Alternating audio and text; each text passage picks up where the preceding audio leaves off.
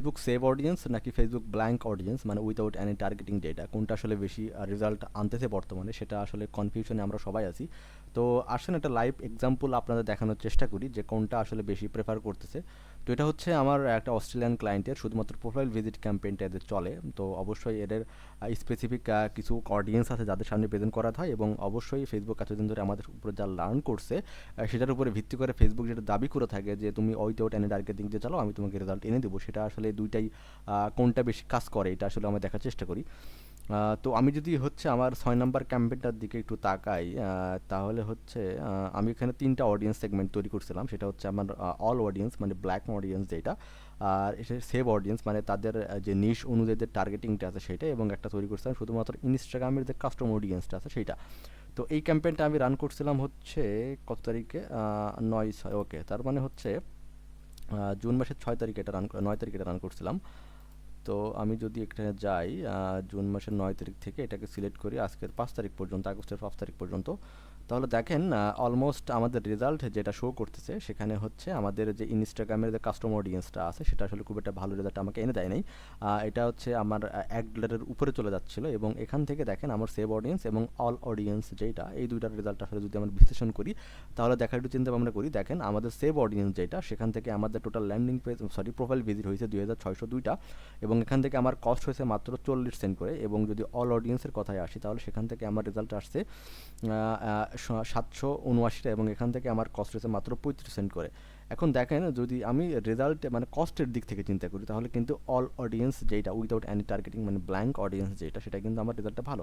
But যদি রেজাল্টের কথা চিন্তা করি তাহলে কিন্তু আমার সেভ অডিয়েন্সটা বেশি প্রেফার করছে। এখন আমি যদি ভিতরে ঢোকার চেষ্টা করি, তাহলে সেভ অডিয়েন্সে যদি ভিতরে ঢুকি এবং এখান থেকে যদি চার্টে একটু আমরা যাই, তাহলে লক্ষ্য করবেন এইখান থেকে একটু লোড নিক, ওকে, এখান থেকে দেখেন আমাদের যে টার্গেটিংটা সেখানে জাস্ট ছিল উইমেনটা, বাট উইমেন বাদেও আমাদের কিন্তু কিছু ম্যান এখান থেকে আসছে, এবং আমাদের আইডিয়াল কাস্টমারের যে এইজ গ্রুপটা সেটা হচ্ছে 25 থেকে আপনি 54 বছর পর্যন্ত আমাদের হচ্ছে আইডিয়াল কাস্টমার।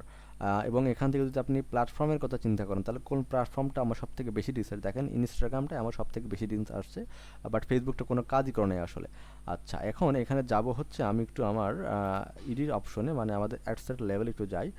সেখানে দেখেন আমি একটা ট্রাফিক ক্যাম্পেইন রান করছিলাম, এবং সেখান থেকে আমাদের রেজাল্টের যে গোলটা ছিল সেটা হচ্ছে maximum number of profile Instagram profile visit campaign, এবং এখান থেকে শুধুমাত্র আমি ইনস্টাগ্রাম প্রোফাইলটা সিলেক্ট করছিলাম। এখান থেকে কোনো কস্ট পার রেজাল্ট গোল যেটা সেখানে কোনো কিছু ইউজ করা আসলে হয় নাই, এটা হলো দরকারও নাই। এবং যদি অডিয়েন্স সেগমেন্টের কথা আমরা আসি তাহলে অডিয়েন্স সেগমেন্টে দেখেন আমি এটা সেভ অডিয়েন্স এখান থেকে ইউজ করছি।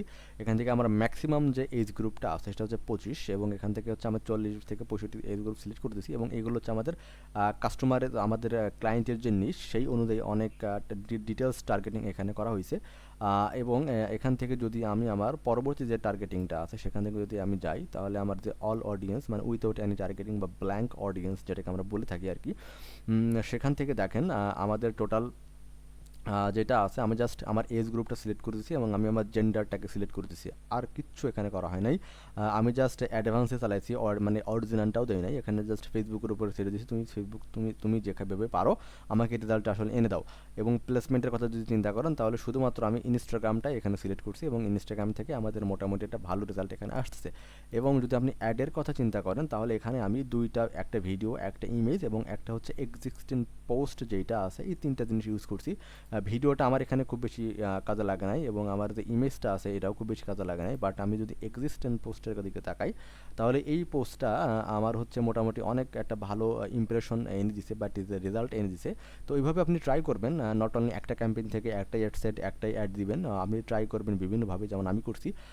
আপনার যে অল অডিয়েন্স বা ব্ল্যাঙ্ক অডিয়েন্স যেটা আছে আপনার সেভ অডিয়েন্স ট্রাই করতে পারেন, শুধুমাত্র যে ইনস্টাগ্রামের যে প্রোফাইল ভিজিট হোক, ইনস্টাগ্রামের যে অল অডিয়েন্স যে সেগমেন্টগুলো আছে সেইগুলোতে আপনি ট্রাই করতে পারেন। এবং এখান থেকে আপনি হচ্ছে ভিডিও, তারপরে ইমেজ বা সিঙ্গেল পোস্ট, সিঙ্গেল ইমেজ, বা হচ্ছে আপনার যে এক্সিস্টিং যে পোস্টটা আছে আসলে এই সবগুলো দিয়ে এসে আপনি ট্রাই করতে পারেন, যেটা থেকে আপনার একটা ভালো রেজাল্ট আসার পসিবিলিটি আছে, সেখান থেকে বাদ বাকিগুলো আপনি অফ রাখতে পারেন। তো যদি সামারি করি একটু, যে আসলে ফেসবুক যেটা দাবি করে থাকে যে তুমি উইথাউট এনি টার্গেটিং দাও, সেখান থেকে আমি তোমাকে একটা বেটার রেজাল্ট এনে দেওয়ার চেষ্টা করবো, আমার এআই এখন খুবই স্ট্রং। তো সেটা আসলে আপনারা নিজেরা চাক্ষুষ প্রমাণ দেখতে পারবেন যে কোনটা থেকে আসলে আমার বেটার রেজাল্ট আসছে। তো আশা করি আজকের ভিডিওটা এই পর্যন্তই। আর যদি কোনো প্রশ্ন থাকে তাহলে অবশ্যই আমাকে হোয়াটসঅ্যাপ অথবা ইনস্টাগ্রাম মেসেঞ্জারে নক করতে পারেন। সো আজকে এই পর্যন্তই। ধন্যবাদ সবাইকে, ভালো থাকবেন।